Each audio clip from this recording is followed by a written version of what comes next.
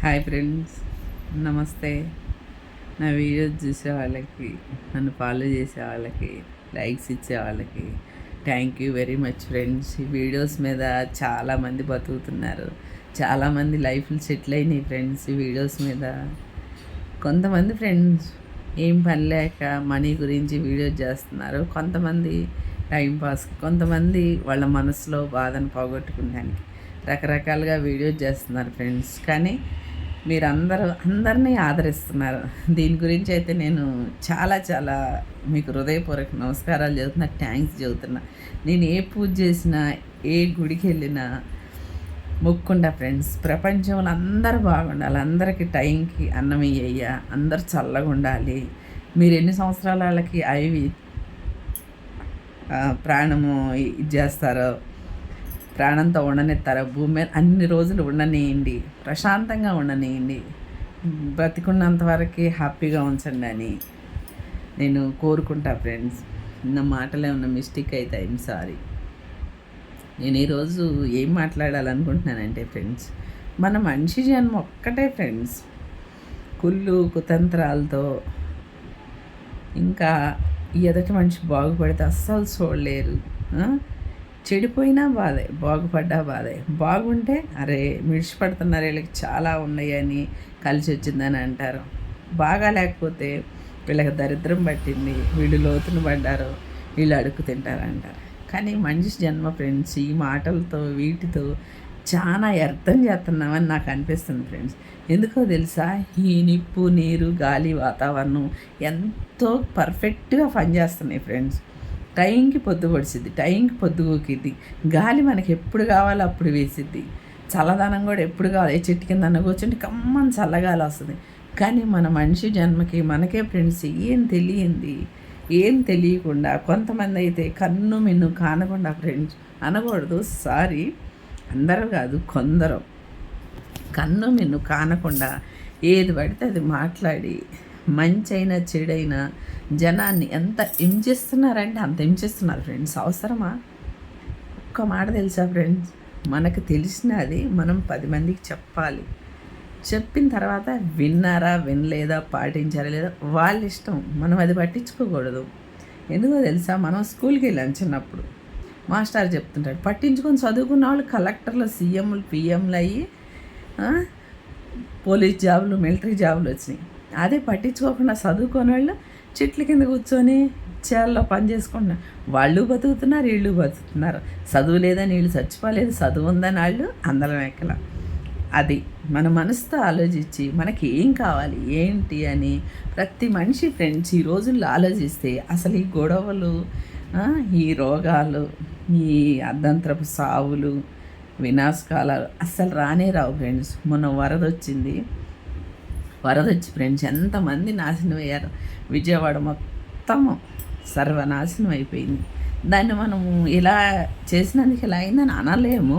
కాకపోతే ఏంటంటే ఫ్రెండ్స్, దేవుడు ఒకటి చెప్పాడు, బైబిల్లో ఉంది, భగవద్గీతలో కూడా ఉంది. పాపం పండిందనుకో దేవుడు ఊరుకోడు ఫ్రెండ్స్ మనల్ని. ఎందుకంటే మనకెంత తెలివి ఉంది. చిన్న చిన్న ప్రాణులు మనం, దేవుడి దృష్టిలో దేవుడి కింద చిన్న ప్రాణి. మనకే ఇంత తెలివి, ఇంత ఆలోచన, ఇంత కుళ్ళు కుతంత్రం ఉంది. ప్రపంచాన్ని మొత్తాన్ని ఒక్క కంటి చూపుతో చూస్తాడు దేవుడు. ఆయనకి ఎంత పవర్ ఉంటుంది, ఆయనకి ఎంత తెలివి ఉంటుంది, ఒక్కసారి గమనించండి, ఒక్కసారి ఆలోచించండి. మీరు ఆలోచిస్తే అర్థమైంది ఫ్రెండ్. చేయదు కానీ దేవుడు ఓపిక పట్టినంత వరకు పడతాడు. ఎవరినైనా, ఏ ఊరైనా, ఏ దేశమైనా, ఎక్కడైనా ఆయన ఓపిక పట్టలేనప్పుడు, ఇంకా భరించలేనప్పుడు ఇగో ఇలాగే జరుగుతుంది. మొత్తం మునిగిపోయింది. కొన్ని కోట్లు నష్టం వచ్చింది. ఎందువల్ల? మన మైండ్ అనేది కరెక్ట్గా ఉండి, కరెక్ట్గా మనం దాన్ని పని చేస్తే మైండ్ లిమిట్లో మనం బతికితే ఈరోజు విజయవాడ ఎట్లా అయ్యేది కాదు. ఎవరన్నా తప్పుగా అనుకుంటే ఐఎమ్ సారీ అనాలని కాదు, ఇది వాస్తవం.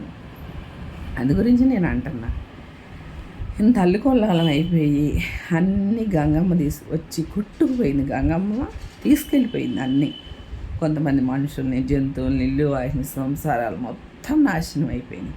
ఎందుకో తెలుసా, ఆమె కొద్దిగా సిగ్నల్ రిహార్సల్ అంటాం కదా మనం, అట్లా రిహార్సల్ అయింది. అయితే ఏమయ్యిద్ది ఇప్పుడైనా ఫ్రెండ్స్, నేను ఒక్కటే మాట చెబుతున్నాను, ఇప్పుడైనా సరే మనం తెలుసుకుందాం. మనం తెలుసుకొని మనం ఎలా ఉండాలో అలా ఉంటే ఫ్రెండ్స్ ఇక మీదట ఏం జరగవు. కరోనా వచ్చింది, గాలి గాలి ఇట్లా మనం ముక్కు మూసుకుంటే ఫ్రెండ్స్ అసలు కాసేపు ఉండగలమా? ఉండలేము. అలాంటిది గాలిలో రోగాలు వచ్చినాయి. మొన్న 2-3 సంవత్సరాలు మొత్తం ప్రపంచాన్ని గడగడలాడించింది గాలితో కరోనా వచ్చి, రోగం వచ్చి. ఇప్పుడు నీరుతో వచ్చింది. ఇంకా మీదట ఎన్ని జరుగుతాయో ఫ్రెండ్స్. అందుకే నేను అనేది ఏంటో తెలుసా, ఒక్కటే మాట, మన మనసు అనేది మనం ప్రశాంతంగా పెట్టుకుని ఏది చేసినా నీ చిత్తం నీ ఇష్టం అని అనుకుంటే దేవుడి నిర్ణయం ఎలా ఉందో అలా జరిగింది. ఇది బైబిల్లో భగవద్గీతలో ఉంది.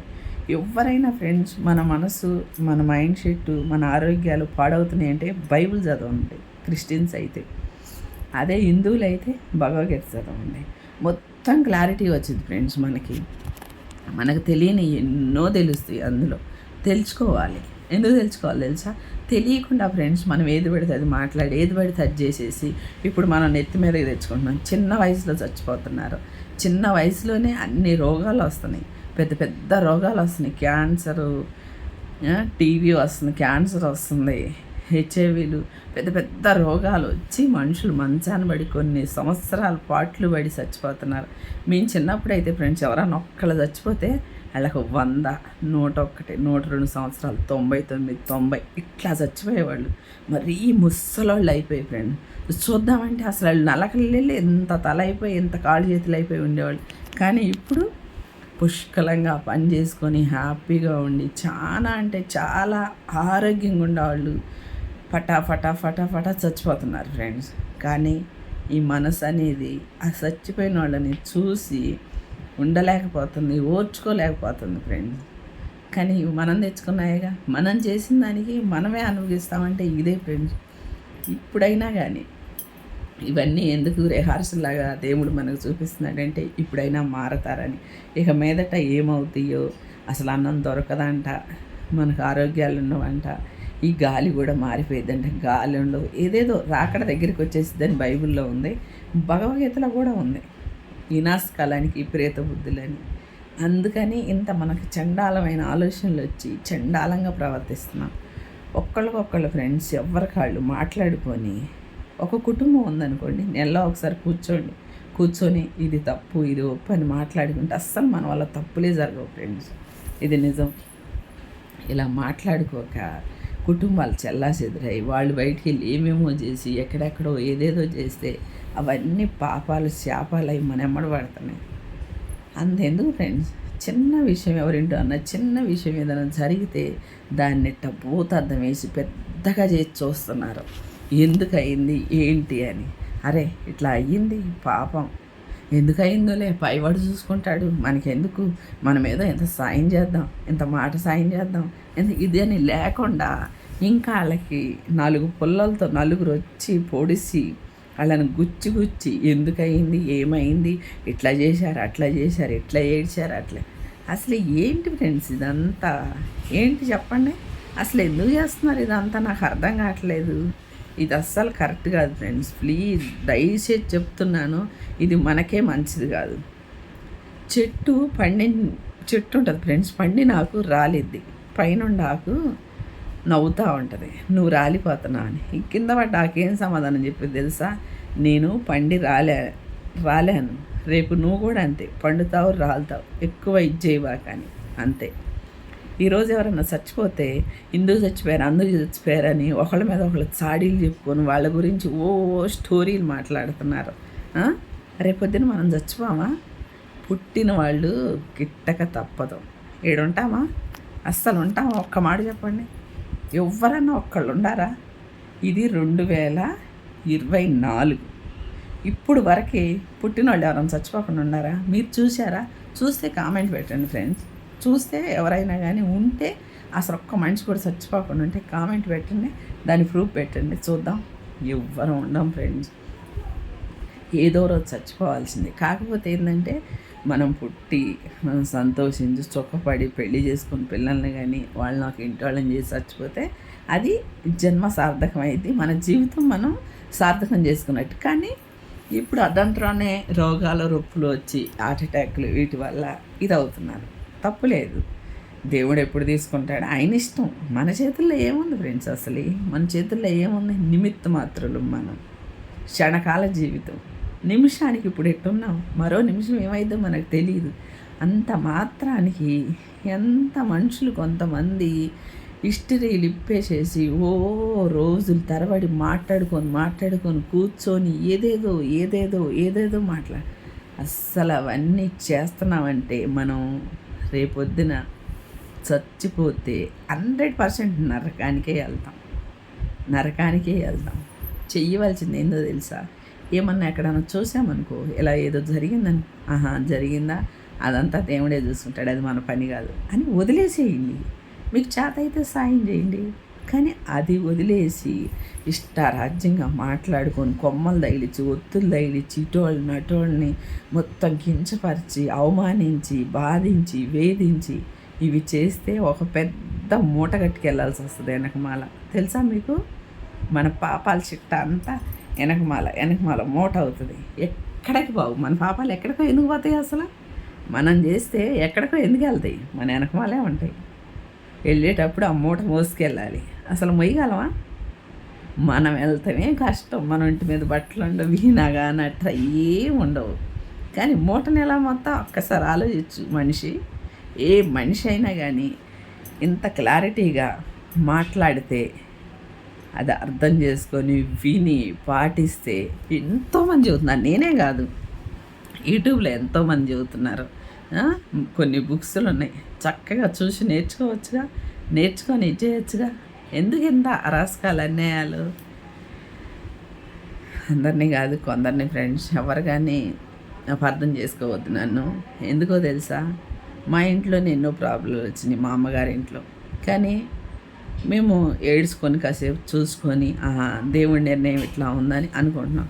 కానీ చుట్టుపక్కల వాళ్ళ మాటలు వినలేకపోతున్నాం. అసలు ఏదో అంటారు చూసారా ఫ్రెండ్స్, మన జీవితంలోకి వస్తే మనకు జరిగితే ఆ బాధ ఏంటనేది, ఆ కష్టం ఏంటనేది, ఆ భరించటం అనేది అన్నీ తెలుస్తాయి.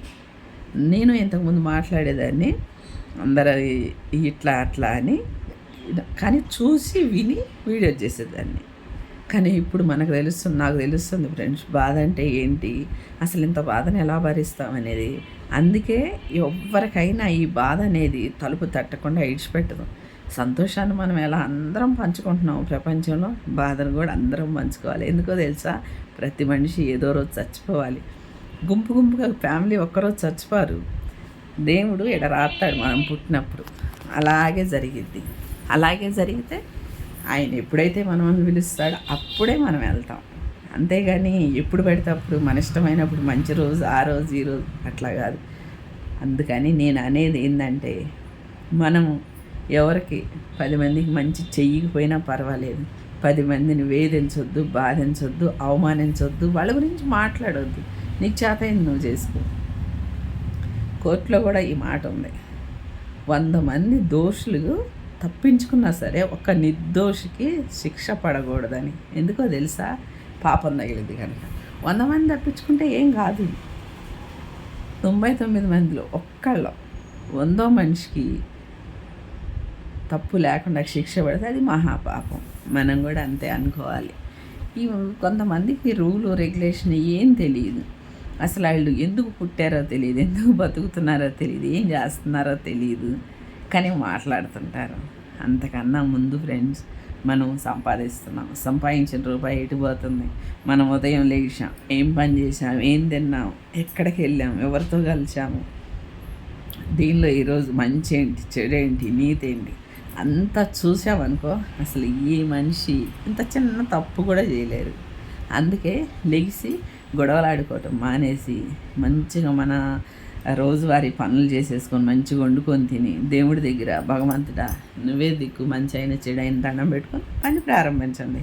ఏదైనా మన చుట్టుపక్కల జరిగినాయి అనుకోండి, ఇలా జరిగిందా అలా జరిగిందా, సరే దేవుడి నిర్ణయం ఏమవుతుంది? అంత మాత్రానికి మీకు ఏమన్నా తల కొట్టేశారా ఎవరన్నా?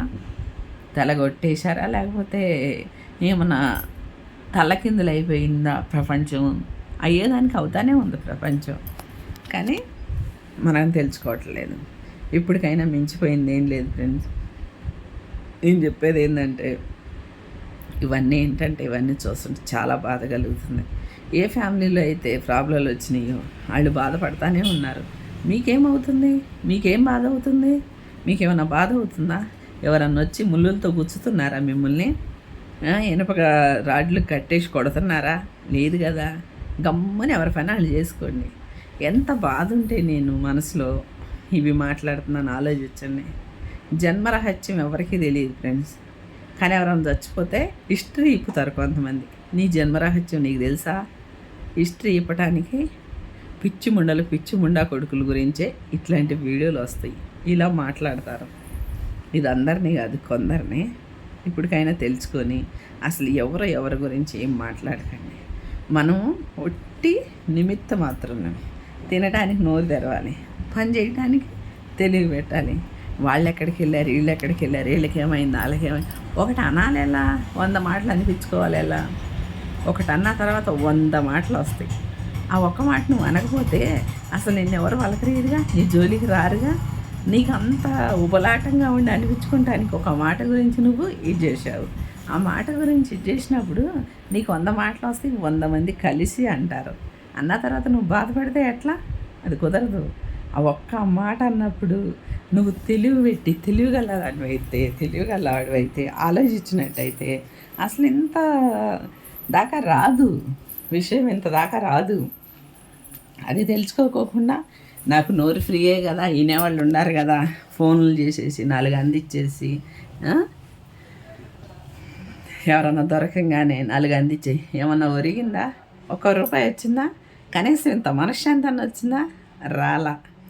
వేస్ట్గా మాట్లాడారు, వేస్ట్గా అనిపించుకుంటున్నారు, వేస్ట్గానే రేపొద్దున ఇదవుతారు. మనం వేస్ట్గా కాకూడదు ఫ్రెండ్స్. ఎప్పుడు కానీ మనం పుట్టామా, మన జన్మ సార్థకం చేసుకోవాలి. మనకు తెలిసిన దాంట్లోనే మనం 10 మందికి చెప్పాలి. నలుగురు మంచిగా కోరాలి. అప్పుడు దేవుడు మనకు మంచి జరిపిస్తాడు. ఇది నిజం. మా నాన్న చెప్పేవాడు. మా నాన్న చెప్పిన ఆయన్ని ఈ రోజు వరకు నేను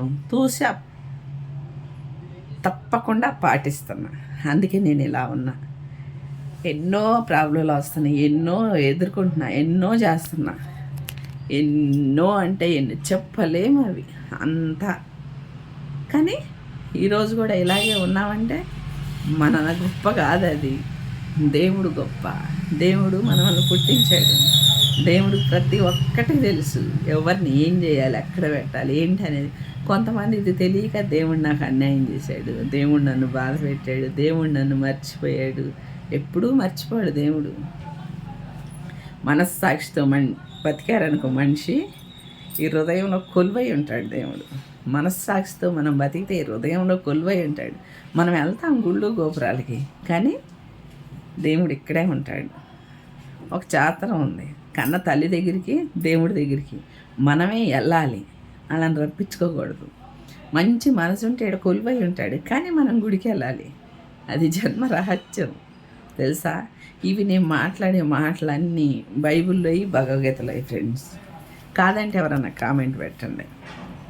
ఇంత మంచిగా రాసి మన తెలివితేటలో రావాలని కొంతమందికి ఇంత చక్కగా క్లారిటీగా రాసి పెట్టారు బైబిల్లో, భగవద్గీతలో. కానీ మీరేం చేస్తున్నారు?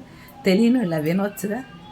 వినకుండా ఎల్లమ్మిట్ట, పొల్లమ్మిట్ట, వాళ్ళిట్ట, వీళ్ళిట్ట మనుషుల్ని హింసించడం, వేధించటం. నీ మనసు నీ ఇష్టం వచ్చినట్టుండు.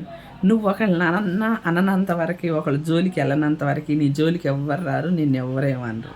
నువ్వు చాలా ప్రశాంతంగా ఉంటావు. ఇది కూడా తెలుసలేదు. మా నాన్న నాకు ఒక్కటే మాట చెప్పేవాడు, ఎంత కష్టం వచ్చినా ఇట్లా చిరునవ్వు, ఇట్లా నవ్వామనుకో ఇక్కడ బాధ పోయిద్ది. ఎంత కష్టాన్నైనా మనం మర్చిపోతాం. ఈ రోజు వరకు ఫ్రెండ్స్ నేను ఎంత ఇదిగా ఉంటున్నానంటే మా నాన్న చెప్పిన ఆయన్ని నేను పట్టించుకొని చేస్తున్నాను. అందుకే నేను మీకు చెప్పాలనిపించింది. నాకు యూట్యూబ్ ద్వారాగా నాకు ఒక అవకాశం వచ్చింది, చెప్తున్నా. ఎవరైనా తప్పుగా అనుకున్నా, నొప్పుగా అనుకున్నా నేనేం చెప్పలేను. నేనేం అనలేను. నేను మాట్లాడి ఏమన్నా తప్పు మీకు అనిపిస్తే నన్ను క్షమించండి. క్షమించటమే కాదు ఫ్రెండ్స్, కొద్దిగా పాటిస్తే ఆరోగ్యాలు చాలా బాగుంటాయి. ఎవరన్నా ఆపదలో ఉంటే వాళ్ళకి కొద్దిగా ధైర్యాన్ని ఇవ్వండి, కొద్దిగా హెల్ప్ చేయండి, ఏమన్నా కొద్దిగా మాట సాయం చేయండి, ఓదార్పునివ్వండి. ఇవన్నీ పుణ్య కార్యక్రమాలు ఫ్రెండ్స్. వాళ్ళ దగ్గర మెల్లిగా వాళ్ళ దగ్గర ఇవన్నీ కనుక్కొని చుట్టుపక్కల అందరికీ చెప్పి తమాషా చూసామనుకో, దేవుడు మన దగ్గర చేస్తాడు. అట్లా మన మీద అన్నీ వేసేసి తమాషా చూస్తుంటాడు ఆయన, తెలుసా? అందుకే ఫ్రెండ్స్, ఎవరు ప్రయాసపడవద్దు, ఎవరు యూట్యూబ్లో కానీ వీడియోస్ అన్నీ నేను అన్నిటితో వదులుతున్నాను. నా వరకు నాకు అన్నిటితో కలిపి 5 లక్షల మంది ఫాలోవర్స్ ఉన్నారు. వాళ్ళందరికీ నేను నాకు చేతయిని చెప్పాలి, నా మనసులో భావనలు చెప్పాలని చెప్తున్నా. చెప్పకపోతే ఫ్రెండ్స్ అసలు ఏది తెలియదు. ఎవరైతే వినరో పట్టించుకోరో వాళ్ళు ఎందుకు పనికిరారు. ఒకవేళ ఒక్కొక్కసారి మధ్యలో వాళ్ళ లైఫ్ స్టైల్ బాగున్నా కానీ ఎప్పటికైనా కానీ ఎంత దెబ్బతింటారంటే చాలా దెబ్బతింటారు, చాలా కోల్పోతారు. ఎందుకో తెలుసా? మనం విని పాటించింది వేరు, మనంతటికి మనం ఇది చేసింది. నేను మా నాన్న మాటలు విన్నాను, ఎక్కడ ఏం విన్నా ఏం చేసినా ఇంత మైండ్లో వేసుకుంటా. ఇది పనికొచ్చేదా మనకు పనికిరాను, పనికొచ్చేదనుకో నేను ఇక్కడ పెట్టుకుంటా. వంటలైనా మాటలైనా కట్టుబొట్టైనా మన లైఫ్ స్టైల్ మనం పుడతా నేర్చుకున్నామా? ఒంటి మీద బట్టలే లేవు పుట్టినప్పుడు, కానీ ఈరోజు చూసావా ఎంత చక్కగా నీట్గా తయారయ్యి అన్నీ వేసుకొని ఫోన్ని చక్కగా పెట్టి చక్కగా ఫిల్టర్ పెట్టి ఎంత జాగ్రత్తగా మాట్లాడి. పుట్టినప్పుడు నేర్చుకున్నావా? పుట్టినప్పుడు మా అమ్మ మాటలు నేర్పి నడక నేర్పింది. అన్నీ తెలివి వచ్చినాక మా నాన్న నాకు అన్నీ చెప్పాడు, ఇది మంచి ఇది చెడు ఎలా ఉండాలి, అవన్నీ పాటించాను. ఎంత చక్కగా ఉన్నా. మేడం చాలా బాగున్నారు మేడం, మీ వాయిస్ బాగుంది, మీ వీడియోస్ బాగున్నాయి అని ప్రతి ఒక్కరు కామెంట్ పెడుతున్నారు. ఊరకే పెడుతున్నారా? మా అమ్మ మా నాన్న ఇవన్నీ నేను పాటించాను కనుక, జ్ఞానంగా ఉంటున్నాను కనుక ఎన్ని ప్రాబ్లాలు వచ్చినా ఈరోజు ఫ్రెండ్స్ ఇలా మీ ఎదురుగా ఉండి మాట్లాడుతున్నానంటే ఇది నా గొప్ప కాదు, మనం సృష్టించిన వాళ్ళ గొప్ప, పైవాడి గొప్ప, దేవుడే గొప్ప ఫ్రెండ్స్. గొప్ప ఫ్రెండ్స్ మనకు దేవుడు, తెలుసా? ఎందుకంటే నాకేదన్నా అయిందనుకోండి, నాకేదన్నా బాగా ఏదన్నా అయిందనుకోండి, ఇలా దేవుడి దగ్గర కూర్చొని నేను ఇలాగే కూర్చొని ఇట్లా వజ్రాసనం వేసి కూర్చొని ఏడుస్తూ ఉంటా, మాట్లాడుతూ ఉంటాను. ఎక్కువంటే కృష్ణయ్యతో మాట్లాడతాను. నేను కృష్ణయ్యని ఇట్లా ముట్టుకుంటాను, మాట్లాడతాను, ఇట్లా బాధపడతాను, ఏడుస్తావు 10 నిమిషాలు. ఎవ్వరికి ఏం చెప్పను నేను, ఎవరితో ఫోన్లు వస్తూనే ఉంటాయి. ఫోన్లో అటువంటి ఎవరన్నా ఒక విషయం ఎత్తితే అప్పుడు నేను మాట్లాడతా, ఇది కాదు ఇది ఇట్లా అని. లేకపోతే నేను అసలు ఏం మాట్లాడను. ఎందుకో తెలుసా? బయట ఎవరికన్నా మన విషయం చెప్పామనుకో ఫ్రెండ్స్, అలుసైపోతాం, చులకనగా చూస్తారు, అల్లరైపోతాం. మా నాన్న అనేవాడు, మాట గడప దాటకూడదు, గడప దాటిన మాట వెనక్కి తిరిగి రాదు. అది తప్పైనా ఒప్పైనా నిజమైన అబద్ధమైన. నన్ను, నా పిల్లల్ని, నా కుటుంబాన్ని బయటికి లాగి ఎండయ్యాలని లక్షల మంది ప్రయత్నాలు చేశారని నేను అనుకుంటున్నా.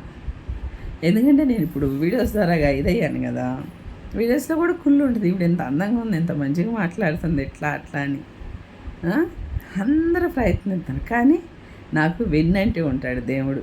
నేను ఏది మాట్లాడినా ఏది చేసినా ఎక్కడికి వెళ్ళినా వెన్నంటే ఉంటాడు ఇట్లా దేవుడు. నాకు ఏదన్నా అవసరం అని ఇట్లా అనిపించింది అనుకో, నేను ఇట్లా దేవుడిని తలుచుకుంటాను. దేవుడా నువ్వే దిక్కు దారి చూపించేసేస్తాను.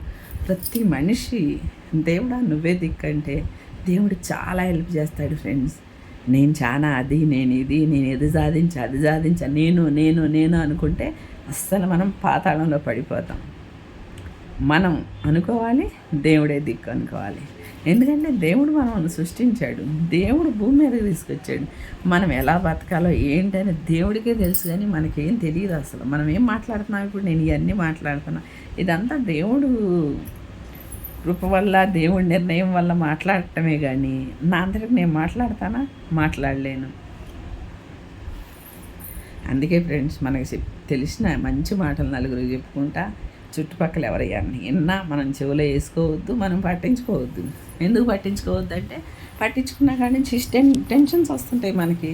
ఆ టెన్షన్లో మనం ఏదో మాట్లాడతాం, ఏదో చేస్తాం.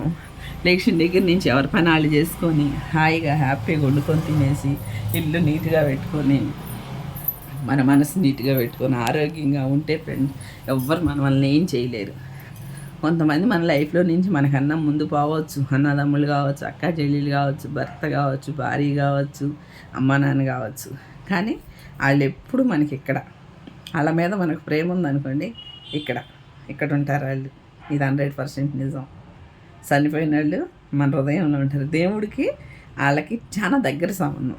దేవుడు ఉంటాడు మన హృదయంలో, చనిపోయిన వాళ్ళు. మనం ఇట్లా అనుకోగానే వెంటనే ఇట్లా మనకి వాళ్ళ ఊహ అనేది, వాళ్ళ మొహం అనేది మనకు కనపడదు. ఎలా కనపడుతుంది? ఇక్కడ ఉన్నారు కనుక. ఇది గమనించి కొంతమంది ఈ చిన్న చిన్న మాటలు, పెద్ద పెద్ద మాటలు అన్నీ వదిలేసి దేవుడు మనకి ఎంతవరకు రాసిపెట్టాడు, ఏం రాసిపెట్టాడు అది చేద్దామని అందరూ ఆ పని మీద ఉంటే చాలా బాగుంటుంది ఫ్రెండ్స్. దేవుడు కూడా మనకు దారి చూపిస్తాడు. రేపు చచ్చిపోయిన మోక్షానికి వెళ్తాము. ప్రతికొండంగా కూడా టెన్షన్ లేని జీవితం జీవించవచ్చు. వాళ్ళు ఇది అన్నారు, వాళ్ళు ఇది అన్నారు, వీళ్ళు ఇది అన్నారని ఎవరో బాధపడద్దు, ఎవరో బాధ పెట్టుకోవద్దు. అసలు అనేవాళ్ళు కూడా అనొద్దు. చాలా తప్పు ఇది, ఘోరము, పాపము. గమనించండి, మనసులో పెట్టుకోండి. ఎవరు ఏం మాట్లాడినా ఏం చేసినా ఫ్రెండ్స్ ఒక మాట ఇట్లా విన్నామా ఇటు వదిలేసేసేయాలి. ఏం పర్వాలేదు, మనకేం తలవంపులు రావు. ఆరోగ్యం బాగుంటుంది. ఆ మాటని ఏమైంది ఎందుకన్నారు ఏంటంటే ఇట్లా మనకి ఇట్లా ఎక్కేసిద్ది పైకి, ఏదో పెద్ద పెద్ద రోగాలు వస్తాయి. ఆ రోగాలను తగ్గించుకోవడానికి మన జన్మంతా సరిపోయింది. అందుకే ఏ మాట నీ చెవులో వింటే ఈ చెవులో నుంచి వదిలేయండి. ఏం నష్టమేం జరగదు, హ్యాపీగానే ఉంటాం. గాలిలో వచ్చే మాటలు గాలిలో కలిసిపోతాయి. మనం మాత్రం ప్రశాంతంగా ఉండాలి. లేసామా, మన పనులు చేసుకున్నామా, తిన్నామా, ఉన్నామా, ఇది తెలియక చాలామంది ఐరాన్ అవుతుంటారు. ఆస్తి రావాలన్నా, ఆస్తి పోవాలన్నా, ఆరోగ్యం ఉండాలన్నా, ఆరోగ్యం పోవాలన్నా, మనిషి చచ్చిపోవాలన్నా అంతా దేవుడే చేయగలడు. మనం ఇంచు మందం కదిలించలేము, ఇంచు మందం కదిలించలేము.